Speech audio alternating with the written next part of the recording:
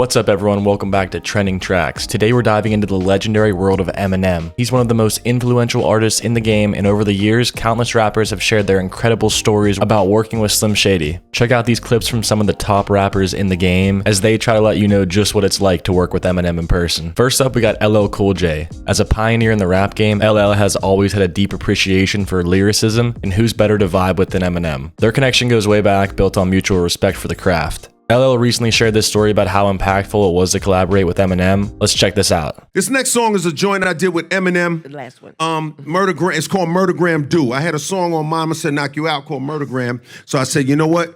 We're gonna do a song together. When Q-Tip made the beat, I was sitting there and he was fucking with, he was playing that beat. I was like, yo, Tip, this is crazy. I'm like, yo, me and M would be crazy on here. He's like, yeah, definitely, big bro. I said, so I hit M, I call M, I'm like, yo, I think I got a joint. He's like, oh, he sent it to me. So I sent him the song just to hear the beat. Once he heard the beat and he agreed to do it, then we went in the studio. And what we actually did was, me and M actually went to Dr. Dre's studio and recorded it out in LA. We went together in the studio. And the way the process is I would write my rhyme, Okay. right?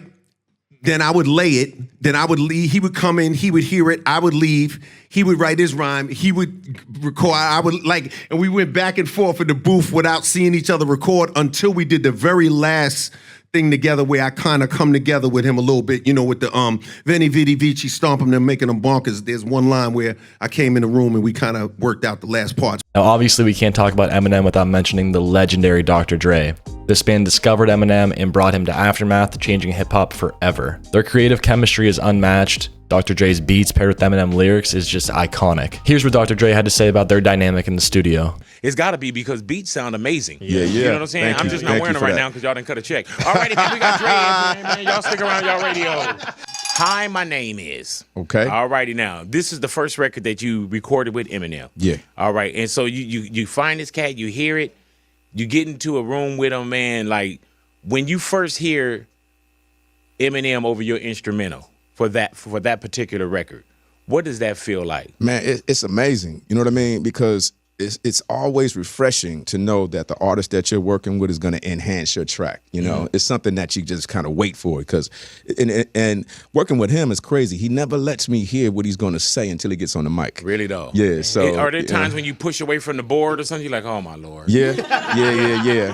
My face has been in my hands on a numerous amount of times. You know what I mean? Has there ever been a line or something where you just like, man, we can't, or you just let them get?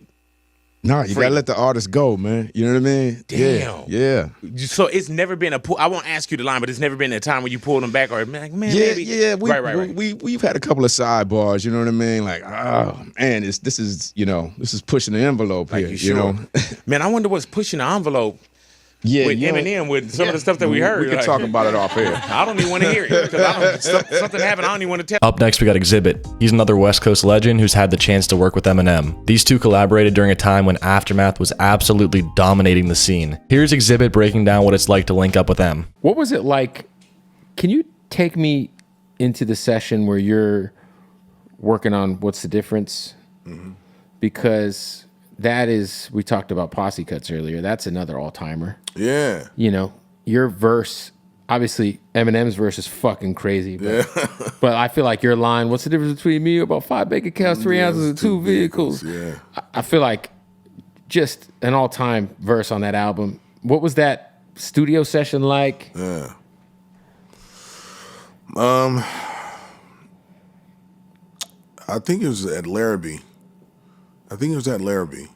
And it was like one of the last things that we worked on before.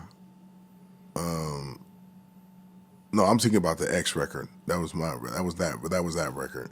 But in that session, Dre was there. I think Scott Storch was there. Engineers, and I think that's it. So was M's verse already laid down? Oh, we didn't hear. I didn't hear that. I didn't hear anything until I laid my verse. Okay. Yeah. And so he's like, "You got something for this?" I was like, "Yeah."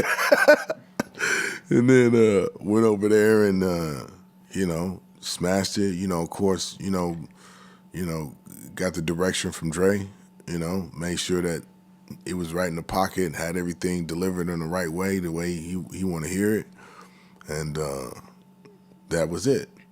So then I think Dre's verse was on it. You know what I'm saying? And then when he put it all together, that shit came out crazy.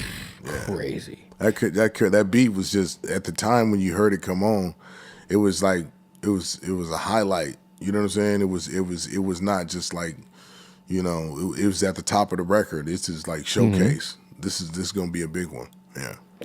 You and Eminem have had some amazing moments on records together. Yeah.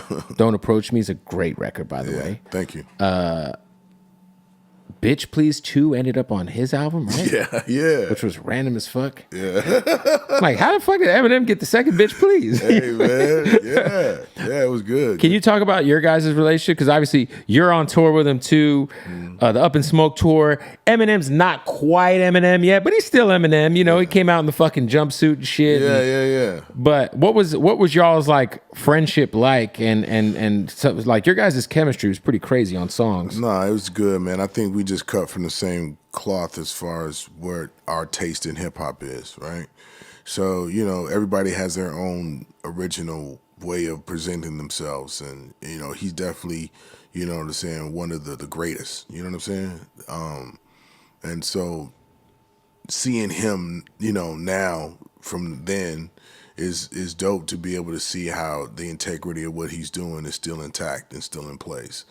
So, you know, we definitely were in the same circles, but you know, I can't say, you know, like, oh, we had like the best of friendship. Right, you know, right, I think they're like denying and Y'all got classics together. yeah, denying and, Right. and Royce, and you know what I'm saying, like his family is, For sure. you know, Paul and Tracy. Of course. That, you know, like he's with his peoples. You know what I'm saying? So, but when we do interact, it's love. You know what I'm saying? Like, yeah.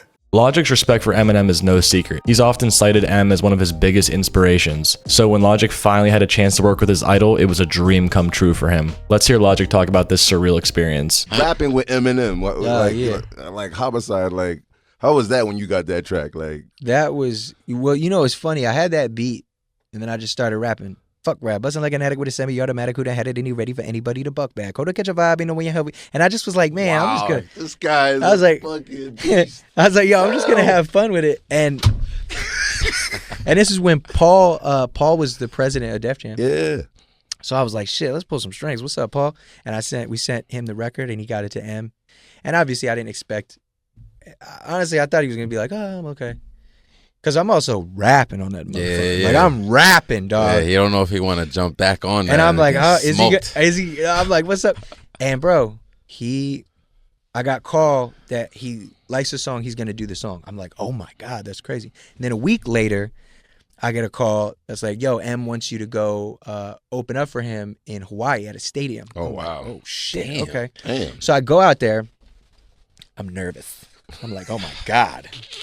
I'm so hyped.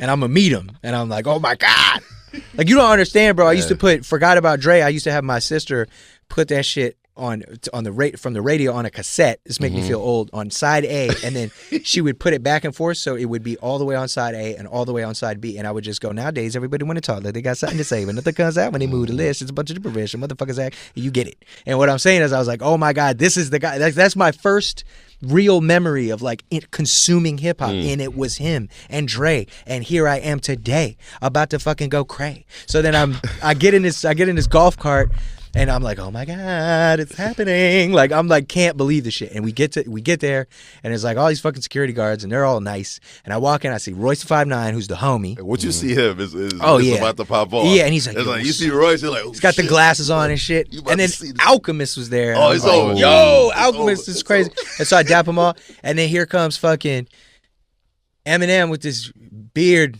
that's new at the time, you know. And I'm like, whoa, this is crazy. He You're looks like, like who he's the about to hell chop is down a this tree right now. I like it. That's crazy. And he was so fucking cool, bro. Like he was like so Damn, humble. cool. That's Yo, amazing, man. and he's the biggest rap nerd. Like we're sitting there, we're talking about shit. And I was like, man, I'm sorry. Am I being weird? He's like, no, you're not being weird. And then like 2 minutes later, I'll be like, am I being weird now? like Craig and Friday. I'm like, am I weird now? He's like, no, man. And the third time I was like, am I being weird? He's like, now you being weird. Shut the fuck up. And he's like, I got something. And I'm like, what? And this motherfucker pulls out a CD Damn. I'm like, Wow, how'd y'all play it? exactly, on his CD player in the green room, and he plays the song. Wow. And I'm like, Oh my God. like as he plays it, I'm like, oh my God, is he gonna have a verse on here? And he killed it. And the one thing I will sit here and say, me and him was like this on the record. Wow. I didn't Shit. get sunned. I did everything I could to, To make sure. And I love that. And I didn't go back in. I didn't anything. What I gave him is what I gave him, and what he delivered, bro. And it just felt like it was our record. It wasn't anybody trying to, one up or anything like that. And bro, it was a dream come true and absolutely amazing. So yeah, from records like that to records with like Marshmello. I mean, you got a record with Gucci Man. Yeah, bro. I mean, damn. Did you call Gucci Man or he hit you? Like that's crazy. Yeah, no. I just reached out and was like, "Hey, you want to do this?" He was like, "Yeah." I was like, "Let's go! This is crazy. It's Trap God." Did you ask M about Renegade? Like, damn, why did you go so crazy on that? I didn't. What did we talk about? We talked about like Infinite. We talked about oh wow. Yeah, his first album back in the day, and even his demo tape. Like that. We were talking about like DJ Kool Herc and just hip hop. Because once again, I'm a student of this. Like I love it so much. He's so weirdly humble. Like when we were at that show with Snoop, and then Bobby Shmurda walked by. He looked at Bobby Shmurda and went to him and said, "What's up?" I was like, "I'm just saying what's up to Bobby Shmurda." I get it. I think it's an acceptance thing, though. What the fuck? Because it's like, even though he's like the GOAT, it's like, but we're as humans, we want to be loved and appreciated. But so he could have kept walking though. I know, because he's not a bitch. He's a real one. He's a fucking real one. Because when I saw him, he shook my hand. He looked me in my eyes like a fucking man and was like, yo, you deserve to be here. Snoop Dogg and Eminem's journey has definitely had its ups and downs, but at the end of the day, there's nothing but respect between these two icons. When they hit the studio together, it's pure magic. Here's Snoop sharing some behind-the-scenes insights of working with Slim Shady. Whoever you doing a song with, stage out to be like, nigga, we on a song together. Like, when I rap with Eminem, I know I gotta be the fuck way up. Because this nigga ain't playing. He's like bred for that shit, man. He make you go hard. Then he the type of nigga that when you finish the song, he'll go back in and change and do 4 more bars. You be like, nigga, you cheating, man. Why you get 4 more bars? Eminem? You motherfucker, you. You already done cut my head off. Now you going in for 4 more bars? And he just... Like, God damn it, Marshall. You bad motherfucker. I'm glad you on my team. Well, what are the bucket list? Because I asked him. He's actually airing the same time you air. Because I interviewed Eminem. So I did bring up, he did talk about you, like he's happy that you and Dre is back. So I'm like, yo, why don't you and 50 do a collab? Why they don't have a collab album after all this time, man? It takes this. It takes me and Dre to do it. We got to show people that it's better when we together. And sometimes you got to lead the way. You can talk about it, but you got to show them. Like, people love when me and Dre together. They love that emotion, that feeling. Even if we'd have put out a whack record, they would appreciate it. But that we put out a dope-ass record is more appreciative, and now you understand why we great together.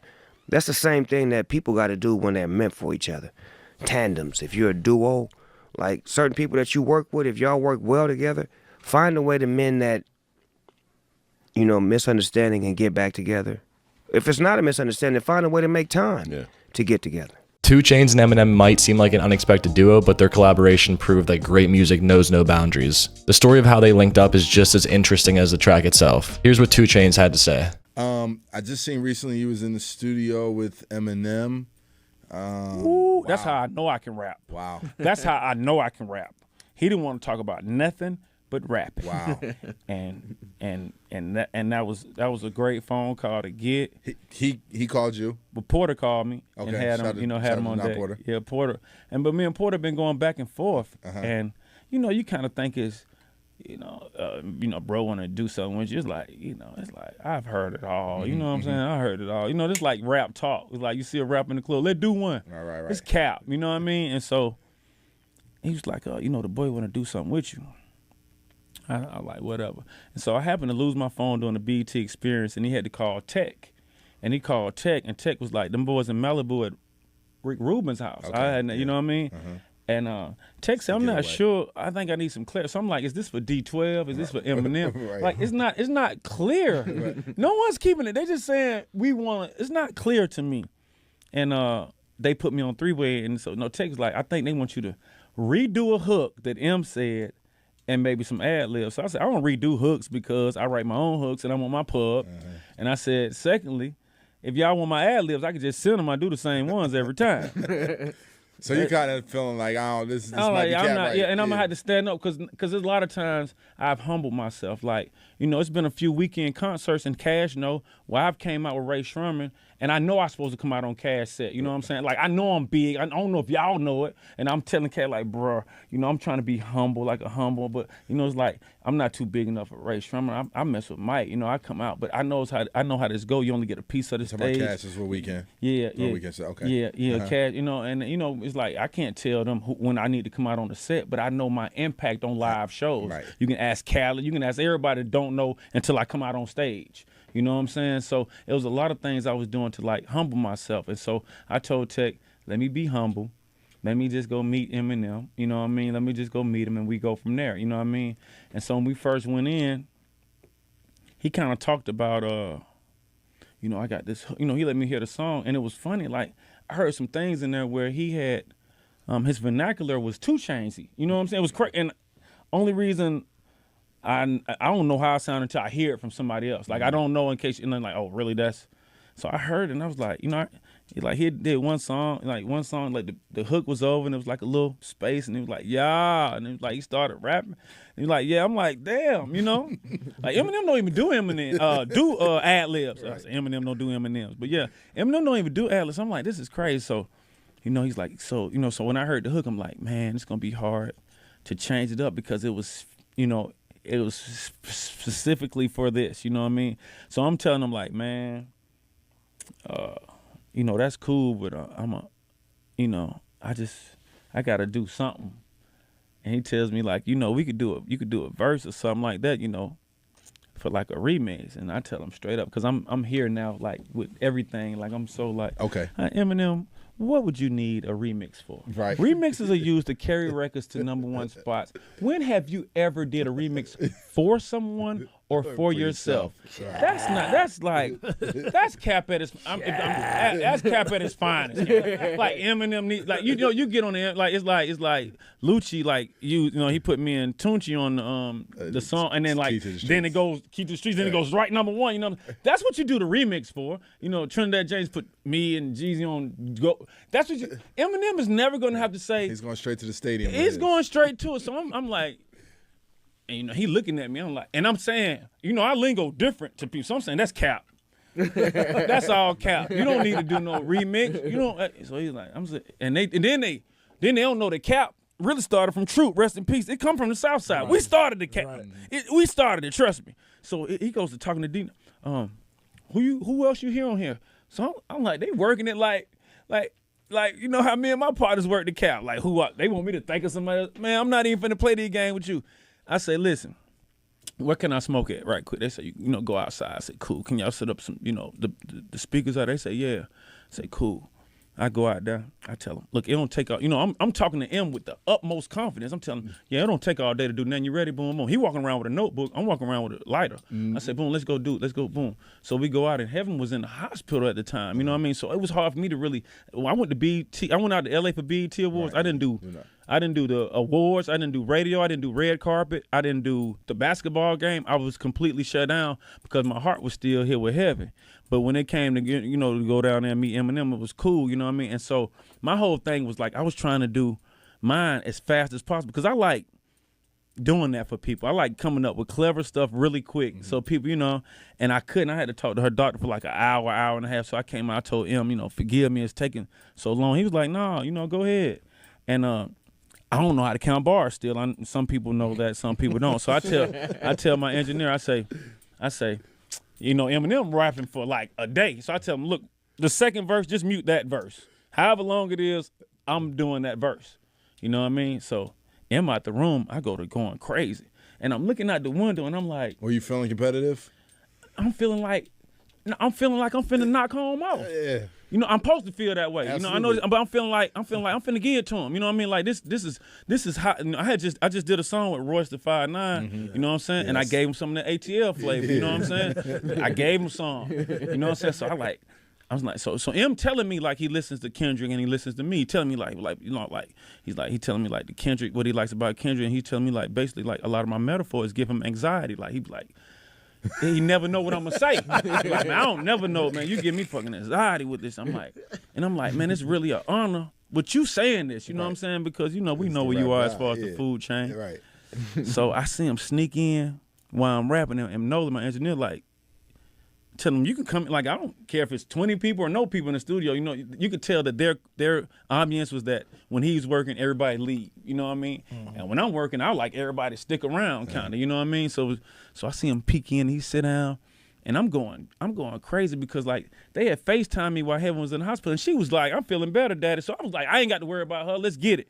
And so that lasted like 20 minutes before she was back like hurting again. You know what I mean? But I was looking out the window, and I was just telling the engineer, I was like, "Man, you won't believe what I see." And it was like a little rabbit outside. Like, I don't know. It felt like it was some, I don't know. So I've seen this little rabbit, and I was like, maybe this some luck or whatever. But like, I don't think I missed it all. And so when it was over, Eminem came and they said, "Yeah, man." He said, "Man, how the hell you rap? How the hell you rhyme Tabernacle with Adam's apple?" He said, "Man," he said, "You be saying some," you know what I mean? And so we played about 3 or 4 times. And so I'm noticing Tech not back there, Cat not back there. None of my folks, they done boxed everybody up from the studio. I get up, hell nah, where my cousin at? Cuz, you need to hear this. I go to boom, Tech, you need to hear this.